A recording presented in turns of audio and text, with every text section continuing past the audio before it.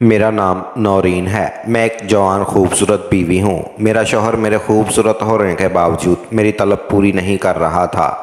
एक दिन मेरी एक सहेली ने मुझे अपने घर आने की दावत दी। मेरी वो सहेली इन लोगों में से है जो इंटरनेट का बाकसरत इस्तेमाल करते हैं। उसने मेरे दिल में इस दुनिया को देखने, उसे जानने और इस्तेमाल करने में रग़बत और शौक़ को खूब भड़का दिया। उसने मुझे तकरीबन 2 माह में ही ये सब कुछ सिखा दिया कि इंटरनेट को कैसे इस्तेमाल किया जाता है। अब मेरे शौक़ का ये आलम हो गया था कि मैं बाकसरत इस्तेमाल उसके घर जाने लगी।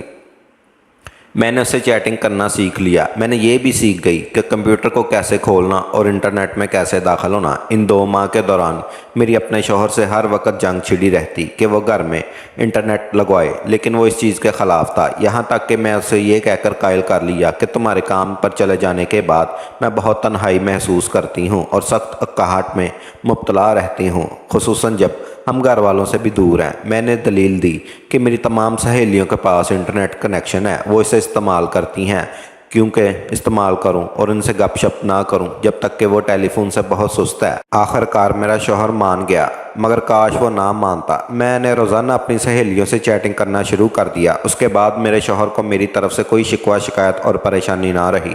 वो जैसे ही घर से निकलता, मैं दीवाना वार शदीद शौक़ और ज़ौक़ के साथ इंटरनेट की तरफ लपकती।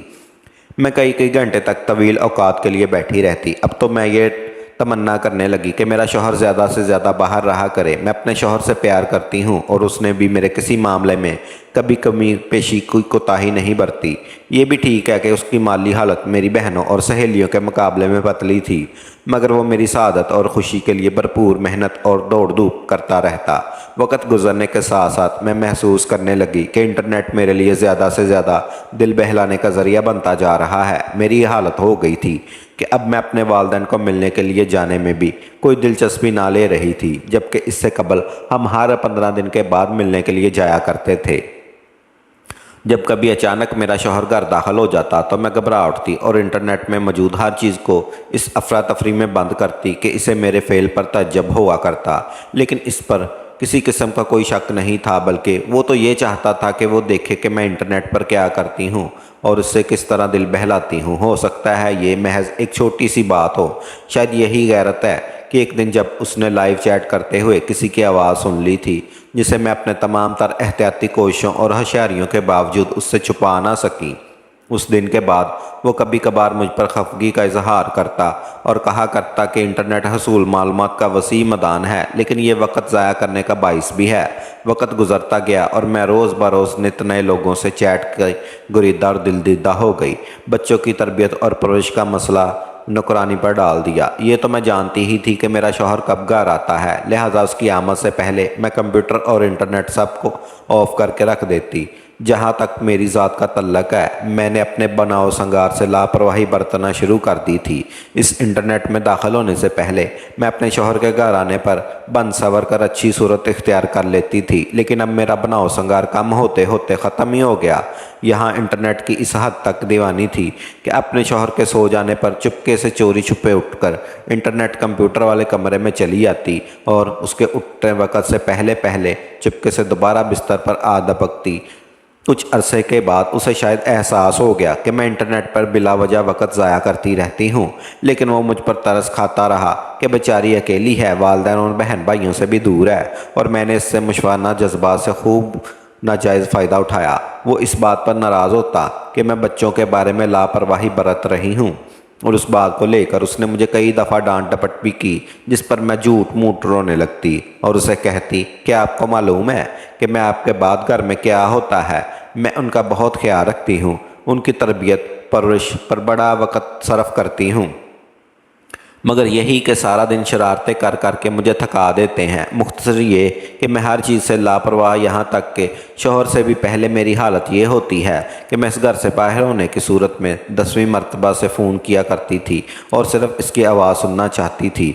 अब जब से इंटरनेट ने घर में कदम डाल लिया और मेरी ज़िंदगी में दाखिल हो गया, अब वो मेरी आवाज़ भी सुन ना पाता था, सिवाय उसके कि घर में किसी ख़ास चीज़ की ज़रूरत पेश आ जाए तो उसको कभी कभार फ़ोन करने की नौबत आ गई। अब मेरे शौहर को इंटरनेट पर बहुत गुस्सा आने लगा था। 6 माह इसी हालत में ही गुजर गए।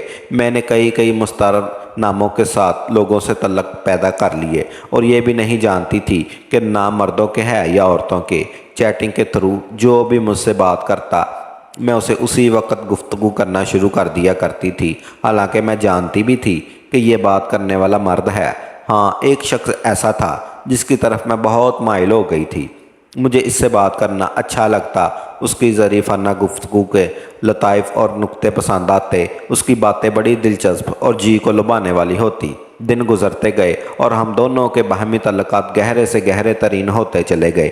ان تعلقات کے قائم ہونے میں 3 مہینے لگے۔ وہ مجھے اپنی میٹھی میٹھی باتوں سے اپنی طرف کھینچا چلا گیا، اور اس کی گفتگو ہر لفظ سے پیار محبت کے پیمانے چھلکتے تھے۔ اسے شوق دیدار اور آتشہ ہوتا گیا۔ ہو سکتا ہے کہ اس کے الفاظ تو اس حد تک خوبصورت نہ ہوں، تاہم شیطان انہیں میرے سامنے خوب مزین کر کے پیش کرتا رہا۔ آج تک ہماری ساری کی ساری گفتگو چیٹنگ کے ذریعے صرف تحریر تھی۔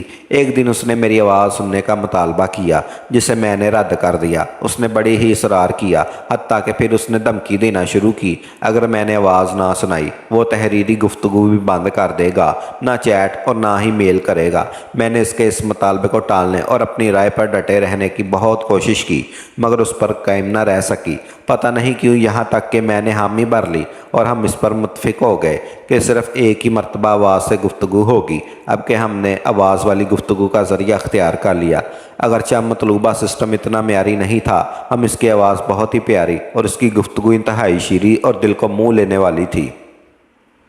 اس نے بتایا، تمہاری آواز صاف نہیں آ رہی، لہذا تم اپنا موبائل نمبر دو۔ میں نے اسے انکار کر دیا۔ مجھے تعجب اس کی جرت پر ہوا، جبکہ میں دیر تک اس سے گفتگو کرنے کی ہمت بھی نہ پا سکی۔ اللہ کی قسم، میں جانتی تھی کہ شیطان مردود میرے سر پر سوار تھا۔ وہ مجھے اس کی آواز سنوا کر میرے دین اخلاق اور غفت اسما کو بکھیرنا چاہتا تھا، انہیں بھی چھپانا چاہتا تھا۔ یہاں تک کہ وہ دن آ گیا، میں نے اس سے بات فون پر کی۔ اس دن میری زندگی میں انحراف اور روح شروع ہو گئی۔ میں آہستہ آہستہ اس راستے پر بہت آگے نکل گئی۔ میں اس سلسلے میں بات کو طول نہیں دیتی۔ جو شخص میرا یہ قصہ پڑھے گا وہ یہی سمجھے گا میرا شوہر میرے بارے میں لاپرواہ تھا، وہ گھر سے باکثرت غائب رہا کرتا تھا، بلکہ اصل حقیقت اس کے برعکس ہے۔ جب وہ اپنے کام سے کام رکھتا تھا اور وہاں سے سیدھا گھر آ جاتا تھا، وہ میری خاطر اور میرے بچوں کی خاطر اپنے دوستوں کے پاس بھی کم جایا کرتا تھا، اور میں دن رات انٹرنیٹ میں مہارت حاصل کرتی گئی، اور اس سے میرا شفقت بڑھتا گیا، حتیٰ کہ میں روزانہ 8 گھنٹے تک انٹرنیٹ پر رہتی۔ اب مجھے اپنے شوہر کا زیادہ گھر میں رہنا بھی برا لگتا تھا، بلکہ میں اس پر کئی دفعہ الٹی سیدھی بھی سنا چکی تھی۔ میں نے اسے یہ سبق دینے اور اس سلسلے میں اس کی حوصلہ افزائی کرنے لگی کہ وہ پارٹ ٹائم بھی کوئی کام کر لیا کرے، تاکہ قرضوں سے ہماری جان چھوٹے اور مختلف قسطوں کی ادائیگیوں کی لاپرواہی کا سلسلہ سے خلاصی ملے۔ واقعی اس نے میری یہ بات بھی مان لی اور اپنے کسی دوست کے کسی چھوٹے سے کاروبار میں حصے دار بن گیا۔ اس کے بعد تو میں اپنا زیادہ سے زیادہ وقت انٹرنیٹ پر ہی گزارا کرتی تھی۔ کبھی کبھی وہ ٹیلی فون اور نیٹ کے کنیکشن کے بلوں پر سپاٹے جاتے تھے، جو بعض دفعہ ہزاروں ریال تک آ جاتے تھے، لیکن وہ مجھے اس سے روکنے میں کامیاب نہ ہو سکے۔ اس آشنا کے ساتھ میرا تعلق روز بروز گہرے ہوتے گئے۔ جب کئی مرتبہ اس نے میری آواز سن لی، بلکہ خوب دل بھر کر سن لی، تو اس نے اصرار اور مطالبہ کرنا شروع کر دیا کہ وہ مجھے دیکھنا چاہتا ہے۔ مجھے اس کے مطالبے کی کوئی خاص پرواہ نہ تھی، اور نہ ہی میں نے اس سے کوئی طلع منطقہ کرنے کی سوچی، بلکہ میں تو صرف اس کے مطالبے پر اپنی خفگی ظاہر کر دی، جبکہ وہ در حقیقت میں بھی اس کے دیدار کی زیادہ تمنا رکھتی تھی، لیکن ڈرتی تھی کہ مجھے اجازت نہیں ملے گی۔ اس کا اصرار بڑھتا گیا، وہ مجھے دیکھنا چاہتا تھا، اس کے سوا کچھ بھی نہیں۔ اس کا یہ مطالبہ ایک شرط پر لا کر ہماری یہ پہلی اور آخری ملاقات ہوگی۔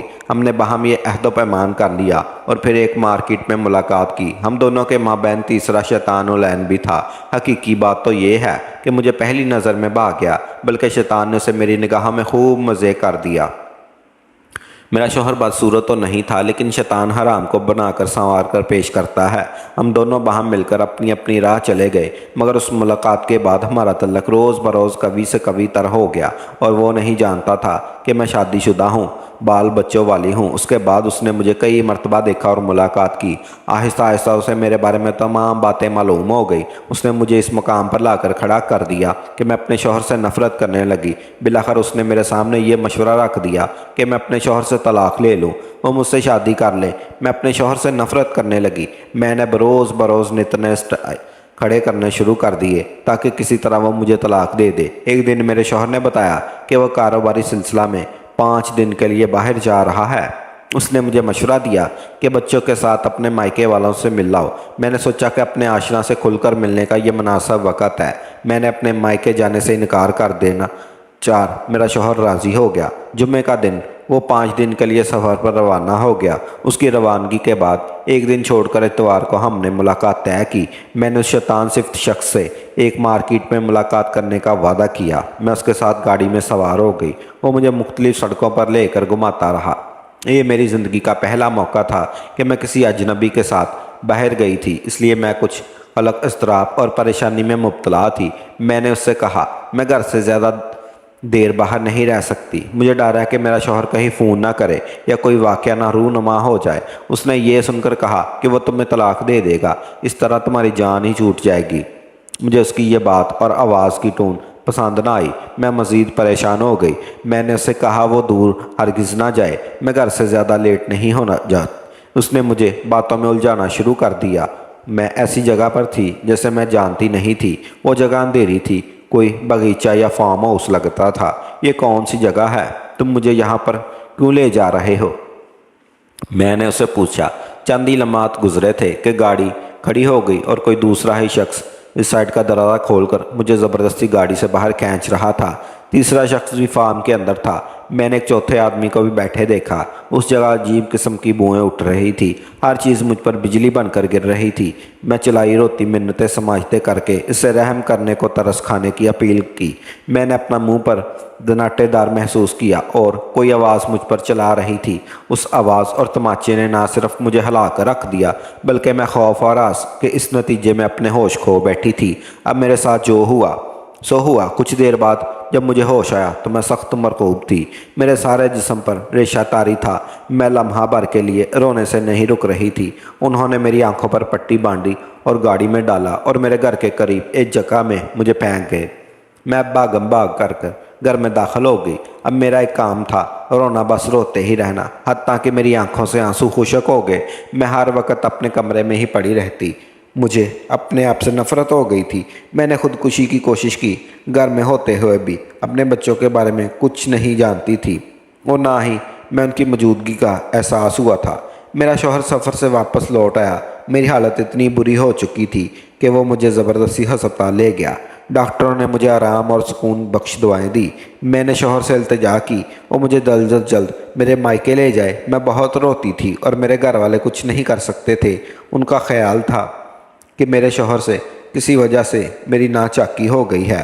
میرے والد نے میرے شوہر سے افہام تفہیم کی کوشش کی لیکن وہ کسی نتیجے پر نہ پہنچے، کیونکہ میرے شوہر کو دراصل کسی بات کا علم نہیں تھا اور نہ ہی کسی دوسرے کو مجھ پر بیتنے والے سانے کی خبر تھی۔ ان گھٹیا لوگوں نے مجھے کس بڑی ذلت میں مبتلا کر دیا تھا۔ اب میں یہ کلمات انتہائی نفقاہت کے عالم میں فرش مرض پر پڑھی لکھ رہی ہوں، جو ہو سکتا ہے میرے لیے بستر مرگ بن جائے۔